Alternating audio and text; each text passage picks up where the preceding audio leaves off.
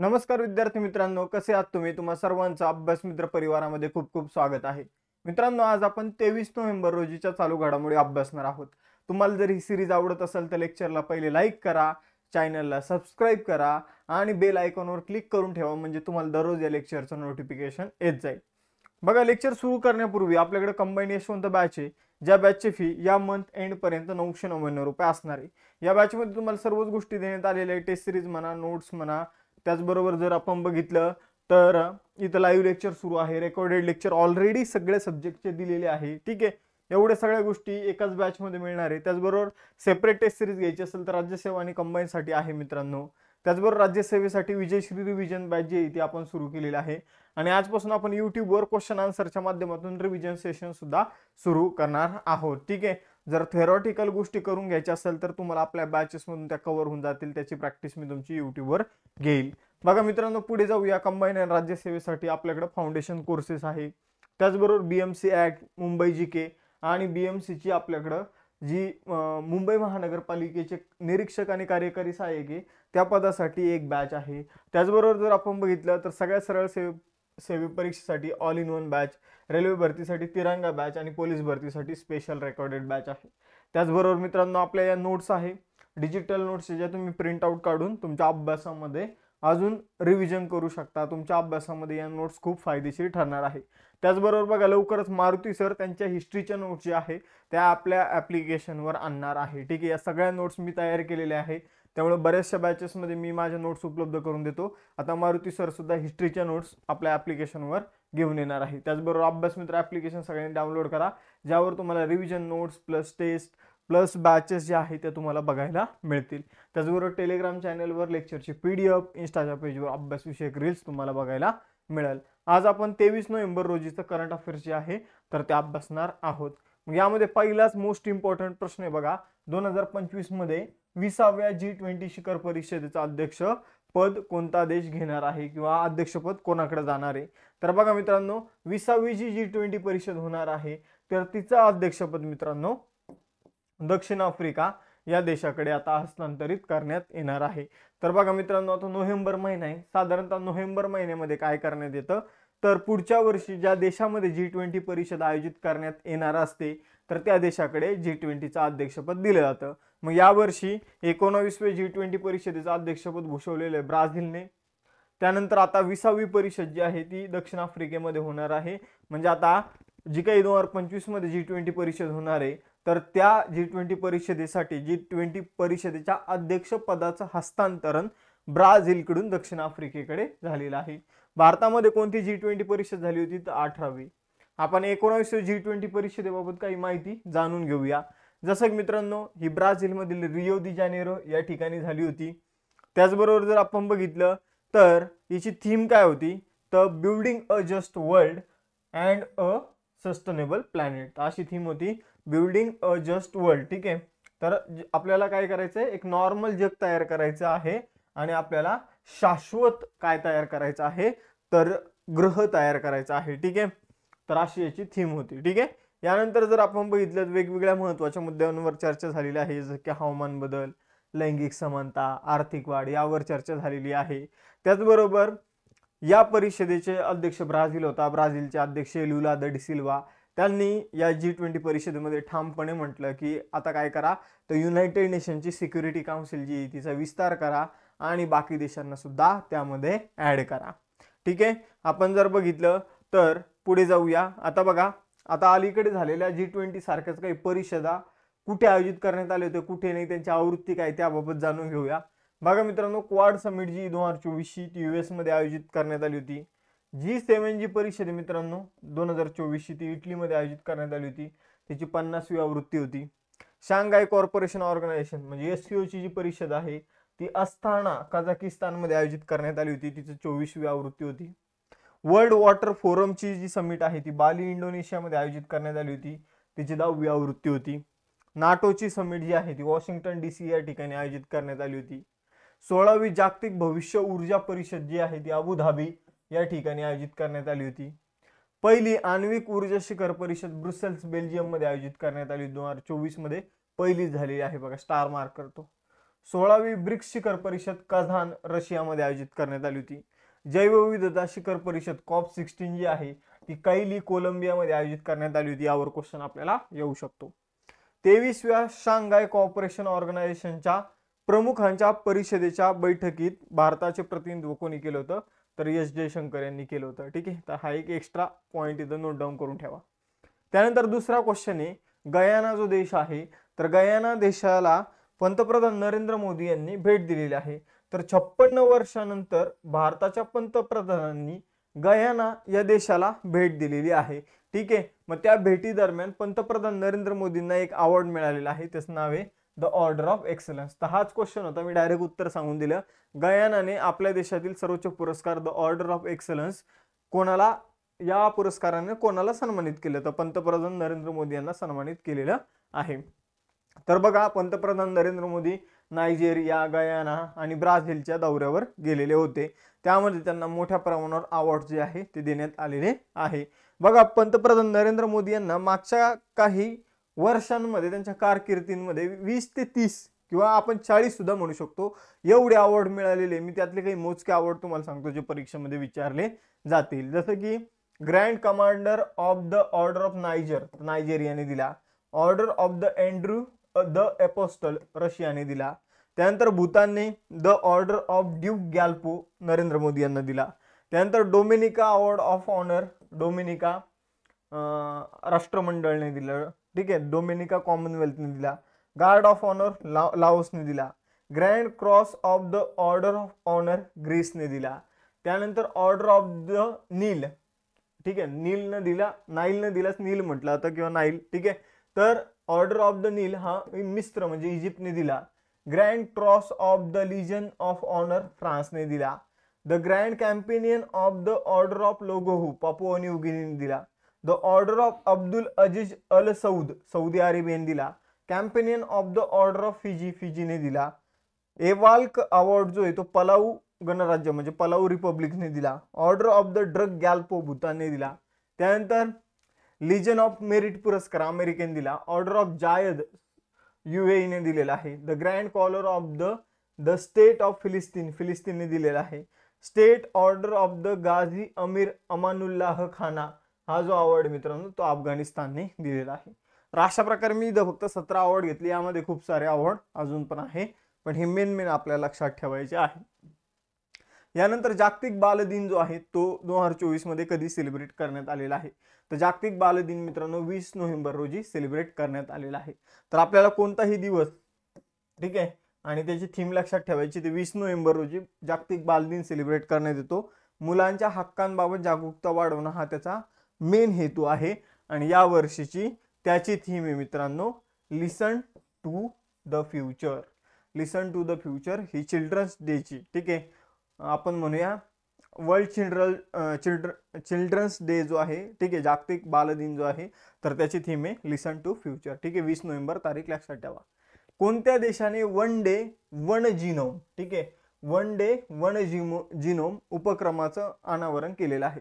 तर बघा मित्रांनो, वन डे वन जिनोम नावाचा उपक्रम काय आहे? तर आपल्याला काय करायचं आहे, तर सूक्ष्मजीव जे असतात मित्रांनो, सूक्ष्मजीव जे असतात तर त्याबाबत माहिती गोळा करायची आहे. आणि त्याबाबतचा वन डे वन जिनोम नावाचा प्रोजेक्ट जो आहे मित्रांनो, तर तो भारत सरकारने सुरू केलेला आहे. कोणी सुरू केला? तर कोणत्या देशाने वन डे वन जिनोम उपक्रमाचं अनावरण केलं? तर भारताने केलेलं आहे. बघा मित्रांनो, यासाठी आपण वेगवेगळ्या संस्थांची मदत घेतलेली आहे. आपण जर बघितलं तर एक दिवस एक जिनोम प्रोजेक्ट जो आहे तो सुरू केलेला आहे. यामध्ये सूक्ष्मजीवांची माहिती जी आहे ती गोळा केली जाणार आहे आणि त्यांचं महत्त्व जे आहे ते हायलाइट केलं जाणार आहे. या उपक्रमाची घोषणा जी आहे ती G20चे शेर्पा अमिताभ कांत यांनी केली होती 9 नोव्हेंबर 2024 रोजी. ठीक आहे, तर एवढंच आपल्याला लक्षात ठेवायचे. यानंतर पुढे जाऊया. बघा, पंतप्रधान नरेंद्र मोदी यांनी 56 वर्षात कोणत्या दक्षिण अमेरिकन देशाला भेट देणारे पहिले भारतीय पंतप्रधान ठरले? तर मागच्या 56 वर्षात मी तुम्हाला ऑलरेडी सांगितलेलं आहे. आता पंतप्रधान नरेंद्र मोदी यांनी गयाना या देशाला भेट दिलेली आहे आणि ते 56 वर्षानंतर भेट देणारे भारताचे पंतप्रधान बनलेले आहे. तर ऑलरेडी आपण हे बघितलेलं आहे. ठीक आहे, आपण फक्त गयानाच्या अध्यक्षांचं नाव लक्षात ठेवा. मोहम्मद इरफान अली हे गयानाचे अध्यक्ष आहे, ज्यांच्या मार्फत गयानाचा जो सर्वोच्च अवॉर्ड आहे मोदीजींना देण्यात आलेला आहे. यानंतर हा क्वेश्चन महत्वाचा आहे बघा, लक्षात ठेवा, 6वा क्वेश्चन मोस्ट इम्पॉर्टंट आहे. नोव्हेंबर 2024 मध्ये ग्लोबल सॉइल कॉन्फरन्स, ठीक आहे, जागतिक मृदा परिषद, ठीक आहे, जागतिक मृदा परिषद, जागतिक मृदा परिषद कुठे आयोजित करण्यात आलेली आहे? तर जागतिक मृदा परिषद बघा मित्रांनो, ही आपल्या भारतामध्ये नवी दिल्ली या ठिकाणी आयोजित करण्यात आलेली आहे. तर नोव्हेंबर 2024 मध्ये ग्लोबल सॉइल कॉन्फरन्स जी आहे ती नवी दिल्लीमध्ये आयोजित करण्यात आलेली आहे. मोस्ट इम्पॉर्टंट आहे, 19 ते 22 नोव्हेंबर या दरम्यानचं आयोजन झालेलं आहे. आता हिचं आयोजन जे आहे ते कंप्लीट झालेलं आहे, ठीक आहे, आपण कंप्लीटली तिला ऑर्गनाइज केलेलं आहे, ठीक आहे, तिचा समारोप झालेला आहे. पण तुम्हाला एवढं लक्षात ठेवायचं, कोणत्या संस्थांमार्फत आयोजित करण्यात आली, तिथं खूप साऱ्या संस्था आहेत, पण तुम्हाला एवढंच प्रश्न विचारला जाईल की बाबा ग्लोबल सॉइल कॉन्फरन्स कुठे आयोजित करण्यात आली, ठीक आहे, तिचं उद्घाटन कुठे करण्यात आलं, तर आपल्याला भारत आणि नवी दिल्ली हे लोकेशन माहीत असलं पाहिजे. मग यासाठी आपलं इंडियन सॉइल सायन्स सोसायटीने, त्याचबरोबर जर आपण बघितलं भारतीय कृषी संशोधन परिषदेने, त्याचबरोबर राष्ट्रीय कृषी विज्ञान अकादमीने, त्याचबरोबर इटलीच्या इंटरनॅशनल युनियन ऑफ सॉइल सायन्सने, या सगळ्यांनी मिळून हिचं आयोजन केलं होतं. यानंतर हिची थीम काय होती, तर बघा थीम लक्षात ठेवा, soil care beyond food security, climate change mitigation and ecosystem services, तर अशीची थीम होती, ठीक आहे. तर थीम लक्षात ठेवा, नावातच सॉइल आहे, ठीक आहे, तर हा लक्षात ठेवा, soil care beyond food security, ठीक आहे. तर फूड सिक्युरिटीच्या पुढे जाऊन सुद्धा आपल्याला काय करावं लागेल, तर मातीची काळजी घ्यावी लागेल आणि climate change mitigation and ecosystem services, ठीक आहे, अशी पूर्ण थीम आपल्याला लक्षात ठेवायची. मी 2-3 वेळा यासाठी रिपीट केली की तुम्हाला परीक्षेमध्ये जर क्वेश्चन आला तर लगेच तुमच्या डोक्यात माझे शब्द जे आहे, मी उच्चारलेले शब्द ते येऊन जातील. त्यानंतर ऑल इंडिया पिकल बॉल असोसिएशनचे ब्रँड अँबॅसेडर म्हणून कोणाची नियुक्ती करण्यात आलेली आहे? तर पिकल बॉल आता एक नवीन खेळ तयार झालेला आहे. जर तुम्ही बघितलं तर हा जो खेळ आहे तर तो टेनिस प्लस टेबल टेनिस, तर यांचं कॉम्बिनेशन आहे. आपण जर बघितलं टेनिसमध्ये टेनिस बॉल यूज होतो, बरोबर, टेनिस बॉल यूज होतो. आपण जर बघितलं तसाच बॉल जो आहे तो पिकल बॉल मध्ये यूज होतो, पण त्याला छिद्रे असतात. त्याला काय असतात? छिद्रे असतात. पिवळ्या कलरचा बॉल यूज होतो, त्याला काय असतात? छिद्रे असलेला बॉल असतो, ठीक आहे. आणि टेनिसची जी बॅट असते तर तेवढी मोठी बॅट नसते, टेबल टेनिसची जी बॅट असते, ठीक आहे, एकदम छोट्या आकाराची बॅट जी आहे ती आपल्याला या ठिकाणी बघायला मिळते. तर तशा प्रकारची बॅट जी आहे तर ती वापरली जाते. बॉल जो आहे तो टेनिस प्रमाणे पण पोकळ आणि छिद्र असणारा, आणि बॅट जी आहे ती टेबल टेनिस प्रमाणे छोटी, ठीक आहे. तर असा पिकल बॉल नवीन खेळ जो आहे तो आपल्या भारतामध्ये फेमस होतोय. तर या पिकल बॉल, ऑल इंडिया पिकल बॉल असोसिएशनचे ब्रँड अँबॅसेडर म्हणून इथं मंदिरा बेदी यांची नियुक्ती करण्यात आलेली आहे. या नियुक्ती मागे हेतू काय आहे, तर मंदिरा बेदी यांच्या मार्फत या खेळामध्ये महिलांचं प्रमाण वाढावं. आपण जर बघितलं तर महिलांचं जे काही मुलींचं प्रमाण जे आहे, आपण जर बघितलं तर महिलांचा सहभाग वाढवणं हा यांच्या नियुक्तीच्या मागे मेन उद्देश आहे, ठीक आहे. आपण जर बघितलं मंदिरा बेदी एक अभिनेत्री आहे, फिटनेस आयकॉन आहे. यानंतर ऑल इंडिया पिकल बॉल असोसिएशनची स्थापना जी आहे श्री अरविंद प्रभू यांनी 2008 मध्ये केली होती, मुंबईमध्ये मुख्यालय आहे, ठीक आहे. तर आपण जर बघितलं सर तुम्ही म्हणता नवीन, तर आपण जर बघितलं क्रिकेट फुटबॉल जितके जुने त्या तुलनेने हा खेळ आपल्याला नवीन बघायला मिळतो. यानंतर खो खो वर्ल्ड कप 2025च्या पहिल्या आवृत्तीचं आयोजन कोणता देश करणार आहे, तर भारत करणार आहे. भारत बघा याचं आयोजन जे आहे ते kho kho federation of India आणि आंतरराष्ट्रीय खो खो फेडरेशनच्या मदतीने करणार आहे. 6 खंडातील 24 देश सहभागी होणार आहे, ज्यामध्ये काही देश महिलांच्या स्पर्धेमध्ये सहभागी होतील खो खोच्या आणि काही देश पुरुषांच्या स्पर्धेमध्ये सहभागी होतील. तर 16 देश पुरुषांच्या स्पर्धेमध्ये सहभाग घेणार आहे, 16 देश महिलांच्या स्पर्धेमध्ये सहभाग घेणार आहे, आणि असे एकंदरीत काही देश जे ते फक्त महिलांच्या टीम मध्ये सामील होणार आहे, काही देश पुरुषांच्या टीम मध्ये सामील होणार आहे, असे 24 देश या स्पर्धेमध्ये सहभागी होणार आहे. यानंतर आता काही स्पर्धांबाबत जाणून घेऊया, मेन जे आपल्याला प्रश्न विचारले जाऊ शकतात. ICC महिला T20 विश्वचषक 2024 कुठे आयोजित करण्यात आला होता, तर हा बांगलादेशमध्ये आयोजित करण्यात आला होता, पण याचं आयोजन बांगलादेशमध्ये कॅन्सल झालं होतं, कारण बांगलादेशमध्ये सध्या परिस्थिती चांगली नाहीये. आपण जर बघितलं तर मग याचं आयोजन जे आहे ते UAE मध्ये करण्यात आलं होतं. या स्पर्धेमध्ये कोणी जिंकलेलं आहे, तर ही स्पर्धा न्यूझीलंडने जिंकलेली आहे, ठीक आहे. त्यांनी जिंकलेली ही पहिली ICC ट्रॉफी आहे, म्हणजे ICCचा पहिला विश्वचषक आहे, हे लक्षात ठेवायचे. त्यानंतर ICC महिला T20 विश्वचषक 2026 कुठे होणार आहे? इंग्लंडला होणार आहे. ICC महिला अंडर-19 T20 विश्वचषक कुठे होणार आहे? ठीक आहे, तर तो झिम्बाब्वे आणि न्यूझीलंडमध्ये होणार आहे. आता क्रिकेटचे प्रश्न सोडून द्या, क्रिकेटचा फक्त हाच एक क्वेश्चन लक्षात ठेवा, हे पुढचे लक्षात नाही ठेवले तरी चालेल. जे इतर खेळ आहे त्याच्यावर आपण थोडं फोकस करूया. जागतिक बॉक्सिंग चॅम्पियनशिप 2025 कुठे होणार आहे? तर जपानमध्ये होणार आहे. हे लक्षात ठेवा, फक्त स्टार मार्क करतो त्याकडे लक्ष द्या. पुरुषांचा जो हॉकी विश्वचषक 2026 तो कुठे होणार आहे? तो बेल्जियम आणि नेदरलँड्स. तर अलीकडे जे काही हॉकी फेडरेशन आहे, ठीक आहे, जागतिक हॉकी फेडरेशन, तर त्यांच्या मार्फत जी क्रमवारी जाहीर करण्यात आली त्यामध्ये सगळ्यात टॉपला असलेला हॉकीचा संघ जर कोणाचा असेल तर नेदरलँडचा आहे. भारताचा या लिस्टमध्ये 4थ्या स्पॉटवर आहे. यानंतर जर बघितलं तर क्रिकेटला आता थोडं बाजूलाच ठेवूया, ठीक आहे. त्यानंतर उन्हाळी ऑलिम्पिक स्पर्धा जी आहे तर ती कुठे होणार आहे? ऑस्ट्रेलियामध्ये होणार आहे, ठीक आहे. त्याचबरोबर जर बघितलं तर क्रिकेट विश्वचषक जो आहे 2027चा जो मेन वन डेचा विश्वचषक असतो त्याबाबत लक्षात ठेवा, तो दक्षिण आफ्रिका, झिम्बाब्वे आणि नामिबियामध्ये होणार आहे, ठीक आहे. यानंतर पुढे जाऊया, ठीक आहे. नोव्हेंबर 2024 मध्ये बहुसंस्था आपत्ती निवारण सराव जॉईंट रिलीज कुणी आयोजित केला आहे? तर बघा मित्रांनो, आपल्याला काही मोजक्या गोष्टी लक्षात ठेवायच्या या क्वेश्चन बाबत.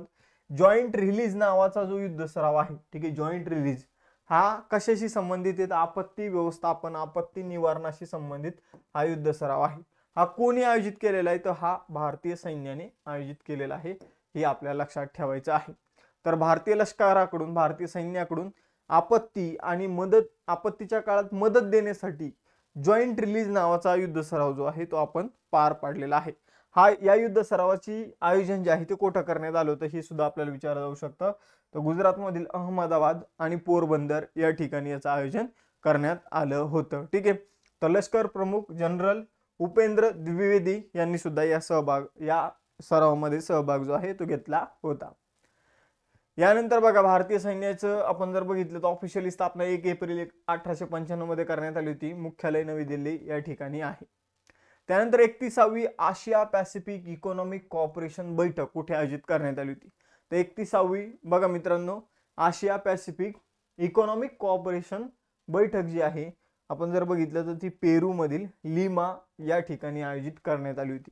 तर पेरू मधील लिमा या ठिकाणी आशिया पॅसिफिक म्हणजे आशिया खंडामध्ये येणारे आणि पॅसिफिक महासागराभोवती असणाऱ्या देशांचे जे इकॉनॉमिक लीडर आहे, ठीक आहे, तर ते एकत्र येऊन काय झालेले आहे तर एक मीटिंग झालेली आहे, इकॉनॉमिक लीडरची मीटिंग झालेली आहे, ठीक आहे, इकॉनॉमिक कोऑपरेशनची बैठक झालेली आहे. तर 21 देशांची ही बैठक होती. ही बैठक कुठे आयोजित करण्यात आली होती? पेरूची राजधानी लिमा या ठिकाणी आयोजित करण्यात आली होती. याचं आयोजन जे आहे ते पेरूचे राष्ट्रपती जे आहे दिना बोलवार्ट यांनी केलेलं आहे. आपण जर बघितलं दक्षिण कोरियामध्ये 2025 मध्ये ही परिषद होईल, चीनमध्ये 2026 मध्ये, व्हिएतनाममध्ये 2027 मध्ये ही परिषद होणार आहे. यानंतर डिसेंबर 2026 पर्यंत जगातील 5वी आणि देशातील पहिली नाईट सफारी कुठे बनवली जाईल? तर बघा, रात्रीच्या वेळी आपण काय करू शकतो, तो प्राण्यांना जाऊन बघू शकतो. तर अशा प्रकारची नाईट सफारी जी आहे ती 900 एकर मध्ये बनवली जात आहे उत्तर प्रदेशमध्ये. कुठं? तर उत्तर प्रदेशमध्ये. तर उत्तर प्रदेशमध्ये लखनौ या ठिकाणी नाईट सफारी बनवली जात आहे, जी देशातील पहिली नाईट सफारी असेल, जिथं आपण रात्रीच्या वेळी जाऊन प्राणी जंगलामध्ये बघू शकतो, ठीक आहे. आणि ही अशी जगातील 5व्या क्रमांकाची नाईट सफारी असणार आहे, ठीक आहे.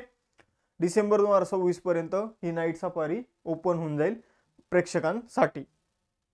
यानंतर पुढे जाऊया पर्यटकांसाठी, तर बघा 12वा क्वेश्चन, नोव्हेंबर 2024 मध्ये ईस्टर्न स्ट्राईक नावाचा संयुक्त लष्करी सराव कोणत्या राज्यात होणार आहे? तर बघा, ईस्टर्न स्ट्राईक नावाचा संयुक्त लष्करी सराव जो आहे तो अरुणाचल प्रदेशमध्ये आयोजित करण्यात येणार आहे. तर या सरावामध्ये जर आपण बघितलं तर भारतीय लष्करासोबतच भारतीय नौदल आणि भारतीय हवाई दल सुद्धा सहभाग घेणार आहे. त्याचबरोबर बघा, आपण इथे लष्कर प्रमुख कोण आहे तर जनरल उपेंद्र द्विवेदी, त्यानंतर नौदल प्रमुख कोण आहे दिनेश कुमार त्रिपाठी आणि हवाई दल प्रमुख कोण आहे अमरप्रीत सिंग. तर हे सुद्धा लक्षात ठेवायचं आहे. यानंतर 13वा क्वेश्चन आहे, all living things environmental film फेस्टिवलचा ब्रँड अँबॅसेडर म्हणून कोणाची नियुक्ती करण्यात आलेली? तर all living things environmental film फेस्टिवलचा ब्रँड अँबॅसेडर म्हणून जॉकी श्रॉफ जग्गूदादांची नियुक्ती करण्यात आलेली आहे. तर या all living things environmental film फेस्टिवलचा नेमका उद्देश काय मित्रांनो? तर याचा मेन उद्देश हा आहे की जे काही मूव्ही बनतात तर त्यामध्ये पर्यावरणाचं महत्त्व जे आहे, ठीक आहे, तर ते ऍड करत जावं, हा या पाठीमागील हेतू किंवा उद्देश आहे. ठीक आहे, तर एवढं आपल्याला लक्षात ठेवायचं आहे. तर 22 नोव्हेंबर ते 8 डिसेंबर दरम्यान मुंबईमध्ये all living things environmental film फेस्टिवलची आयोजन जे आहे ते होणार आहे. त्याचे brand ambassador as a Jaggu Dada म्हणजेच जॅकी श्रॉफ यांना नियुक्त करण्यात आलेलं आहे. ठीक आहे, तर 2 टेस्ट क्वेश्चन तुमच्यासाठी. 2025 मध्ये 20वी जी काही G20 परिषद आहे ती कुठं होणार आहे, आणि त्याचबरोबर ईस्टर्न स्ट्राईक नावाचा संयुक्त लष्करी सराव कोणत्या राज्यात आयोजित करण्यात येणार आहे हे तुम्हाला सांगायचे. त्याचबरोबर या महिन्याच्या शेवटपर्यंत कंबाईन यशवंत बॅचची फी फक्त 999 राहील. त्यानंतर या बॅचची फी 1999 होईल. नंतर फी कोणासाठीच कमी केली जाणार नाही, कारण ऑलरेडी आम्ही खूप कमी फीजमध्ये मुलांना ॲडमिशन दिलेलं आहे. आता या मंथपर्यंतच ही फी राहील मित्रांनो, ही गोष्ट लक्षात घ्या. त्याचबरोबर जर बघितलं तर राज्यसेवा पूर्व परीक्षा आणि कंबाईन पूर्व परीक्षेसाठी आपण टेस्ट सिरीज सुद्धा लॉन्च केलेली आहे. विजयश्री बॅच सुद्धा आहे, रिव्हिजन बॅच राज्यसेवेसाठी. फाउंडेशन बॅच सुद्धा आहे 2025च्या परीक्षांसाठी. 2025च्या तारखा सुद्धा आलेल्या आहे बघा. तर त्या दृष्टीने तुम्ही या बॅचेसच्या माध्यमातून तयारी करू शकता. त्याचबरोबर BMCच्या बॅचेस, सरळ सेवेच्या वेगवेगळ्या बॅचेस, आपल्या अभ्यास मित्राच्या नोट्स, या सगळ्या गोष्टी तुम्हाला अभ्यास मित्राच्या ॲप्लिकेशनमध्ये बघायला मिळेल. तसंच आपल्या टेलिग्राम चॅनल आणि इंस्टाचं पेज सुद्धा आहे. हे तुम्ही आपण जर बघितलं तर जॉईन करा टेलिग्रामवर. या लेक्चरची PDF इंस्टाच्या पेजवर अभ्यास विषयक रील्स तुम्हाला बघायला मिळेल. मग थांबूया मित्रांनो आपण इथं. लेक्चर आवडला असेल लेक्चरला लाईक करा, चॅनलला सबस्क्राईब करा, आणि अशाच नवीन नवीन व्हिडिओसाठी बघत राहा अभ्यास मित्र. जय हिंद. चलो बाय बाय एव्हरीवन.